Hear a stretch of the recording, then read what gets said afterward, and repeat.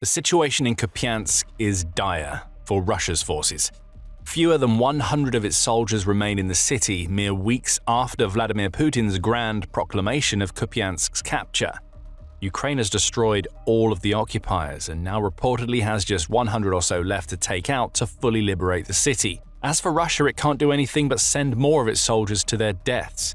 In a nightmare scenario for Putin, Ukraine has deployed a robot army to create a kill zone near Kupiansk. Russia kicked off January 20th with several desperate attempts to regain some sort of foothold in or around Kupiansk, as it tries to reverse the damage that Ukraine has done to its forces since December. To the north of Kupiansk, Russia launched assaults against the settlement of Holubivka. East of Kupiansk, there were attacks toward Petropavlivka, Podoli, and Kucherivka. Russia also attempted to advance toward the city from the southeast, where its forces had tried to gain footholds in the settlements of Pishane, Stepova, Novoselivka, and Kurilivka. Encirclement of Kupiansk is clearly Russia's goal. However, the Institute for the Study of War, or ISW, delivers a flat verdict on what Putin had hoped would be a busy and successful January 20th. Though Russia's forces continued offensive operations, they did not advance. The obvious question is why, and the answer is that Ukraine has created kill zones around Kupiansk that are so massive that Russia's soldiers can't get through the seemingly never-ending seas of drones they need to get past if they're to launch anything resembling effective assaults in the first place. Those drones form the Kupiansk kill zone. And as you'll discover soon, they may just provide the answer to Ukraine's need to sustain its defense with as few losses as possible. In a January 21st report, the New Voice of Ukraine gives a little insight into the kill zone that Ukraine has built around Kupiansk. It's effectively a wall of first-person view or FPV drones that stretches up to 25 kilometers or around 15 miles from the Kupiansk combat lines. Those drones are constantly on the prowl. With the aid of reconnaissance drones, Ukraine's FPV drones are on seek-and-destroy missions that are massively restricting Russian infantry movement and often destroying the few vehicles that Russia sends in the Kupiansk direction long before they reach the types of places where Russia could actually use them in its assaults. Right now, the outlet says, Russia's movement and maneuvering have been restricted to within a single kilometer, which is bad news for Putin. Restricted forces become easy targets. Whether they're in the kill zones or not, Russia's wannabe Kupiansk occupiers are in massive danger. At least those who remain are still in danger. Most are already dead. In its own report on the Kupiansk kill zone, Militarny says that it's the Ukrainian unit dubbed Orion that has set up the near-impenetrable robot army with which Russia now has to tangle daily. That robot army is lethal. Militarny says that the kill zones are responsible for destroying up to 88% of the Russian occupiers before they even reach their intended positions. The outlet also reports on the types of drones that Ukraine is using in the Kupiansk kill zone. Leleka reconnaissance drones are constantly in the air, searching for any sign of Russian movement. FPV drones and Mavic drones are primed and waiting, loitering around until a target is located. There are even ground robots in operation, though it's unclear whether they're serving logistical purposes or if they're conducting attacks on Russian positions. It may well be the latter. A little under 2 weeks ago, this very channel reported on Ukraine's innovative use of a ground robot that traveled over 20 kilometers, or about 12.4 miles of terrain, to deliver an explosive payload of 12 anti-tank mines to a Russian position. You can find out more about the devastating effects of that operation in our video. And then imagine what a robot like that could do to any entrenched Russian soldiers who are attempting to plan an assault near Kupiansk. It wouldn't be pretty. And it would be one more thing for Russia's Kupiansk invaders to worry about, as aerial drones constantly buzz overhead. A story told by Militarny offers the perfect example of what awaits any Russian forces who attempt to navigate the Kupiansk kill zone. The outlet tells the tale of a captured Russian soldier who goes by the call sign Begunok. His job was to guide groups of soldiers through Ukraine's kill zone so they could launch their assaults. You have to wonder which commander Begunok angered to earn this suicidal task, and yet Begunok has survived his trips, all 3 of them. As for the soldiers that he attempted to guide, all were destroyed to the last man, leaving Begunok the last soldier standing on all 3 of his attempts. Finally, Begunok waved the white flag and surrendered to one of Ukraine's drones. And why wouldn't he? As Militarny says, Ukraine's use of such a wide variety of drones near Kupiansk means that most Russians who try to infiltrate are located. This allows space surveillance without the constant presence of people, Militarny says of the Kupiansk kill zone, before adding, in a typical scenario, up to 5 FPV drones and sometimes even up to 12 operate on one target. One drone would be bad enough. A dozen, all of which fly faster than a soldier can run while carrying explosive payloads. add up to a death sentence. They also add up to a solution to a problem that Ukraine experienced in the Kupiansk sector several months before the kill zone was developed.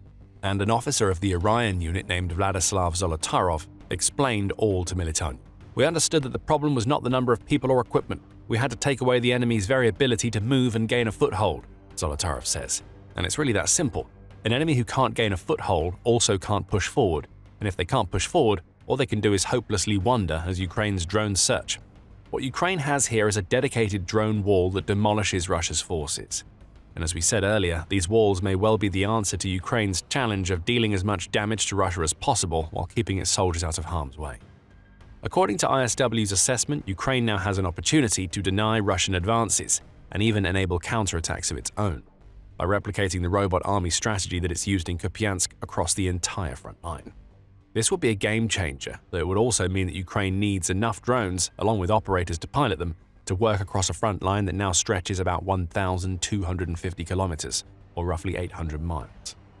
That's a lot of drones, but Ukraine may just have enough to make it happen, especially if it focuses mostly on the sectors where Russia's attacks are at their most intense. The ISW adds that replication could be complemented by an increase in kill zone depth. Ukraine could significantly degrade the effectiveness of Russian infiltration tactics if Ukrainian forces deny Russian forces from operating vehicles within 50 kilometers of the front line, thereby forcing the Russian infantry to infiltrate greater and untenable distances on foot, the think tank suggests. A big ask, perhaps. But there is some evidence that Ukraine has gotten ahead of the ISW assessment and has started to implement its kill zones in locations other than Kupiansk. Euromaidan Press highlighted this in a December 24th report, where it said that these zones now cover not only the Kupiansk sector, but also the embattled regions of Pokrovsk and Dobropilia. Across all of these regions, Ukraine is combining the intense drone activity that we've already covered with air and artillery strikes that buffet Russia's soldiers and equipment on both sides of the front lines. Extension is already happening, as the spokesman of Ukraine's National Guard, Ruslan Muzychuk, explains. "A kill zone is not just an area between our and Russian positions. It can extend beyond the defensive line, and it must be calculated in both directions."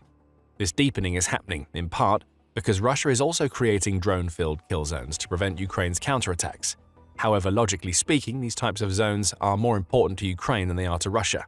Yes, Russia wants to prevent Ukraine from reclaiming territory that Russian troops have occupied, but ultimately, Russia is the attacking force in the conflict. And it's Putin, not Zelensky, who is ordering his soldiers to charge mindlessly toward Ukraine's defenses and straight into the kill zones.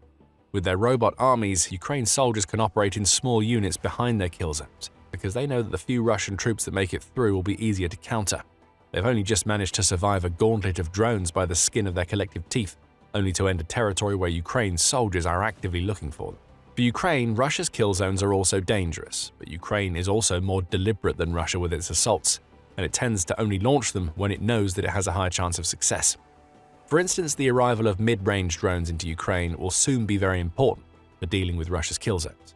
The likes of Ukraine's Bulava and Ram-2X drones can travel distances of up to 100 kilometers or 62.1 miles. If a Russian drone operator's headquarters is identified, those types of drones can shut these types of combat zones down, clearing the way for Ukraine's troops to launch their counterattacks. Still, it's defense where Ukraine's drone walls are important.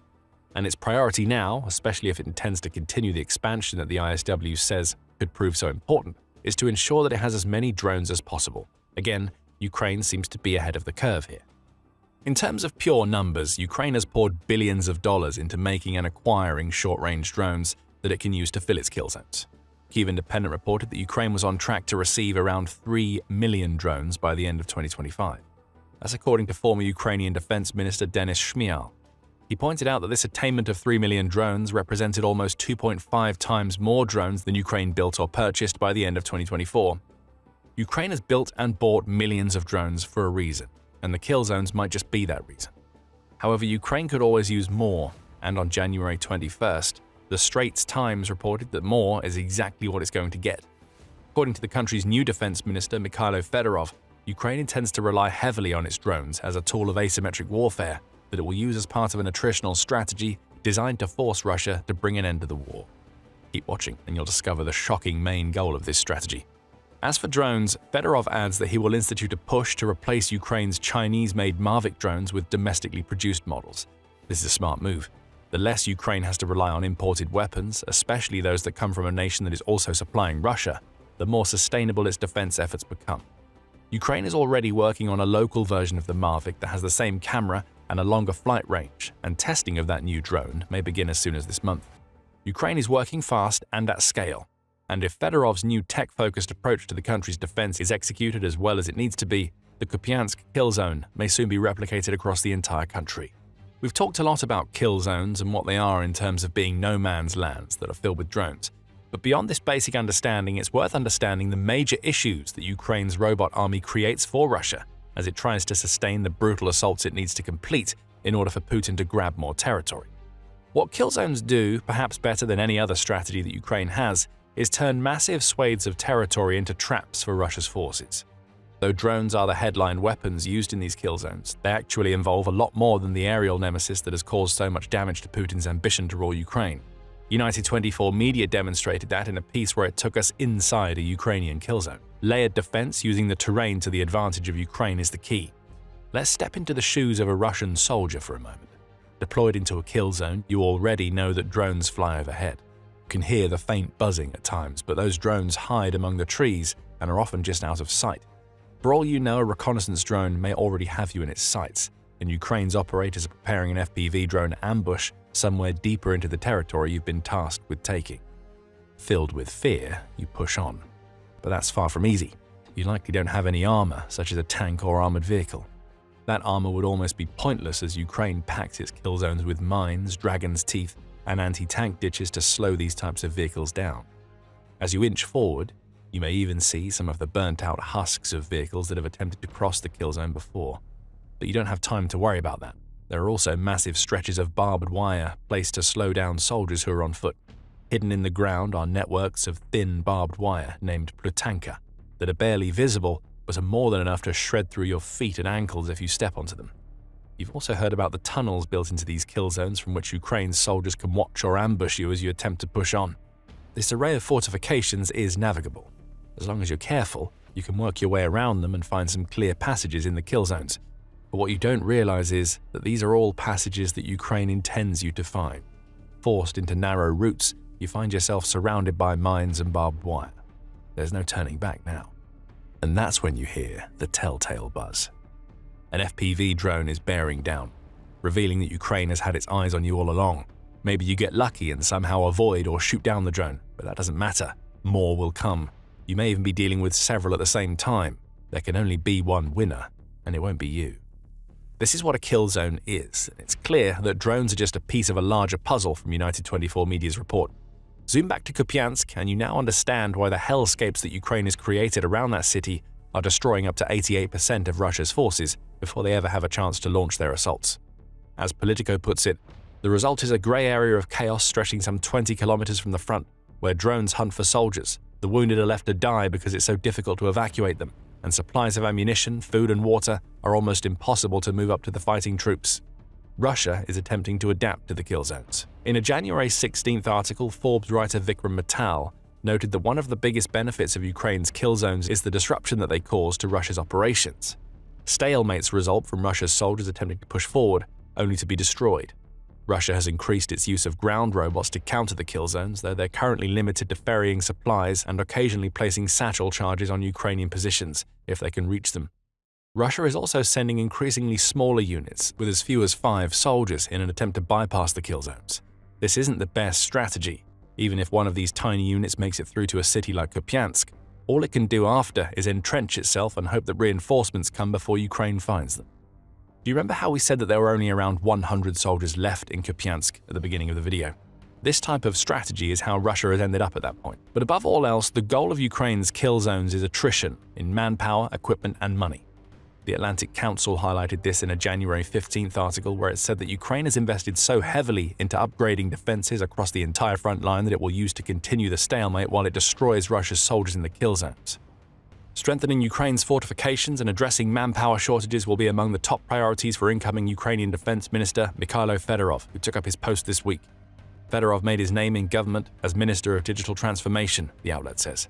It's right, and Fedorov has set a pretty bold target for Ukraine's defenders to reach as he focuses on restructuring Ukraine's defense ministry. After explaining that his first objective is to reform the ministry he now leads to ensure that it can manage itself and Ukraine's military effectively, Fedorov set his goal for Ukraine's drone operators in 2026. The second strategic objective is to kill 50,000 Russians per month. Last month, 35,000 were killed. All these losses were verified on video. If we reach 50,000, we'll see what happens to the enemy. They view people as a resource, and shortages are already evident, Ukraine's new defense minister revealed. The kill zones are already contributing massively to the Russian casualty rate. The type of expansion that the ISW recommends is paired with a Ukrainian defense ministry that further emphasizes the use of drones. Anything is possible for Ukraine. After all, Ukraine now controls 90% of Kupiansk and is achieving a 27-to-1 casualty rate against Russia. That city may show Putin what awaits his forces in the future as the kill zones expand. Fedorov's 50,000 monthly goal is lofty, but it's far from unachievable. Ukraine has the drones and the technological know-how to make it happen, as you'll discover if you check out our video covering Fedorov's proposed reforms to Ukraine's defense ministry. And if you enjoyed this video, remember to subscribe to The Military Show for more videos examining Ukraine's ever-evolving tactics in its war against Russia. And thank you as always for watching.